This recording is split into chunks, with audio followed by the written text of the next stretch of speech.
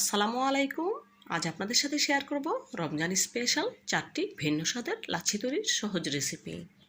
সারাদিন রোজা রাখার পর ইফতারিতে যদি এমন এক গ্লাস লাচ্ছি হয় তাহলে সারাদিনের ক্লান্তি দূর হয়ে যাবে।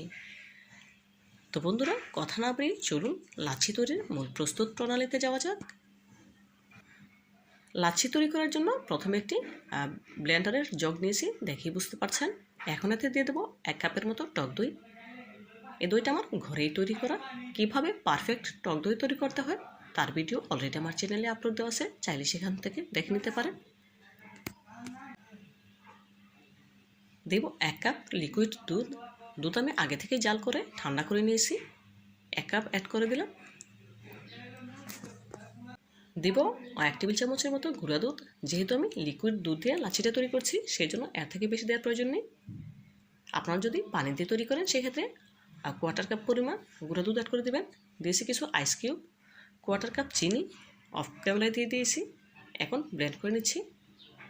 বেশিক্ষণ সময় লাগবে না, মাত্র 1 মিনিটের মতো ব্লেন্ড করে নিলেই লাচ্ছিটা তৈরি হয়ে যাবে। আমি ব্লেন্ডারে জারে করে ব্লেন্ড করে লাচ্ছিটা তৈরি করে নিচ্ছি। চাইলে আপনারা হ্যান্ড উইক্স দিয়েও লাচ্ছিটা তৈরি করে নিতে পারেন, কোনো অসুবিধা নেই। লাচ্ছিটা তৈরি হয়ে গিয়েছে। এখন একটি সার্ভিং গ্লাসে সার্ভ করে নিচ্ছি। লাচ্ছিটা ঢেলে নেওয়ার পর অবশিষ্ট যে লাচ্ছিটা ব্লেন্ডারের জগে রয়ে গিয়েছে তার সাথে অ্যাড করে দেবো একটি কলা কেটে টুকরো করে নিয়েছি। দিয়ে দেবো 1/2 কাপ পানি। যেহেতু কলা দিয়েছি অনেক আঠালো হয়ে যাবে, সেই জন্য পানি অ্যাড করে দিলাম। দিয়ে দিচ্ছি 1 টেবিল চামচ চিনি। যেহেতু কলা এমনিতেই অনেক মিষ্টি থাকে, সেজন্য এর থেকে বেশি চিনি দেওয়ার প্রয়োজন নেই। আবারও খুব ভালোভাবে ব্লেন্ড করে নিচ্ছি। খুব ভালোভাবে ব্লেন্ড করে নিতে হবে, যেহেতু কলা দিয়েছি, যাতে কোনো দানাদার অংশ না থাকে সেদিকে খেয়াল রেখে ব্লেন্ড করে নিতে হবে। দেখুন লাচ্ছিটা তৈরি হয়ে গেছে। এখন গ্লাসে সার্ভ করে নিচ্ছি।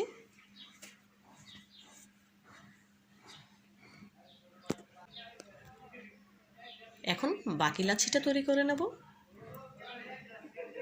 ব্লেন্ডারের জগে নিয়েছি 1 কাপের মতো টক দই। তার সাথে অ্যাড করে দেব 1 কাপ লিকুইড দুধ। যেহেতু টক দই দিয়ে লাচ্ছিটা তৈরি করছি, সেজন্য এর সাথে অ্যাড করে দেব 1/4 কাপ পরিমাণ চিনি, 1 টেবিল চামচ গুঁড়া দুধ, কিছু আইস কিউব। আবারও ব্লেন্ড করে লাচ্ছিটা তৈরি করে নিচ্ছি। লাচ্ছি তৈরি করা একদম সহজ, চাইলে যে কেউ এভাবে করে লাচ্ছি তৈরি করে নিতে পারেন। ঘরেই যদি পারফেক্ট লাচ্ছি তৈরি করা যায় তাহলে বাজার থেকে কেনা কোনো প্রয়োজন নেই। আপনারা বাসায় এভাবে ট্রাই করবেন, ইনশাআল্লাহ আপনারাও পারফেক্টভাবে তৈরি করতে পারবেন। দেখুন লাচ্ছিটা আমার তৈরি হয়ে গিয়েছে। আবারও গ্লাসে সার্ভ করে নেব।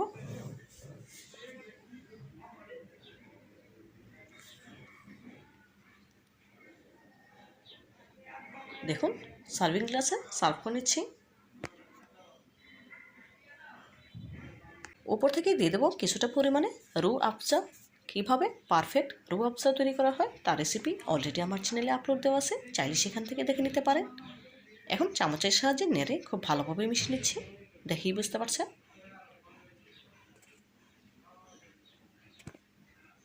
দেখুন 3টি ফ্লেভারে লাচ্ছি তৈরি করে নিয়েছি, দেখেই বুঝতে পারছেন। এখন আরও একটি লাচ্ছি তৈরি করে নেব। অবশিষ্ট যে লাচ্ছিটা ব্লেন্ডারের জগে রয়ে গিয়েছে তার সাথে অ্যাড করে দিয়েছি কিছু খেজুর। এখন আবারও ব্লেন্ড করে নিচ্ছি। এখানে কোনো চিনি অ্যাড করিনি, যেহেতু খেজুর এমনিতেই অনেক মিষ্টি হয়। 1/2 কাপ পরিমাণ পানি দিয়ে ব্লেন্ড করে নিচ্ছি। খুব ভালোভাবে ব্লেন্ড করে নিতে হবে, যাতে খেজুরের কোনো দানাদার অংশ না থাকে। দেখুন ব্লেন্ড করা হয়ে গিয়েছে। এখন আবারও সার্ভিং গ্লাসে ঢেলে নিচ্ছি। 4টি ফ্লেভারে 4টি ভিন্ন স্বাদের লাচ্ছি তৈরি করে নিলাম। লাচ্ছিগুলোর ফাইনাল লুক দেখুন, মাশাআল্লাহ, দেখেই মনে হচ্ছে এখনই খেয়ে নিই। আপনারা একবার হলেও আমার রেসিপিটি ফলো করে এভাবে হোমমেড লাচ্ছি তৈরি করে খেয়ে দেখবেন, ইনশাআল্লাহ অনেক বেশি ভালো লাগবে।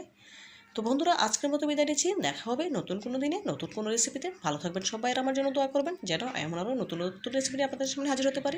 পরবর্তী ভিডিও দেখার আমন্ত্রণ জানিয়ে আজকের মতো বিদায় নিচ্ছি। আল্লাহ হাফেজ।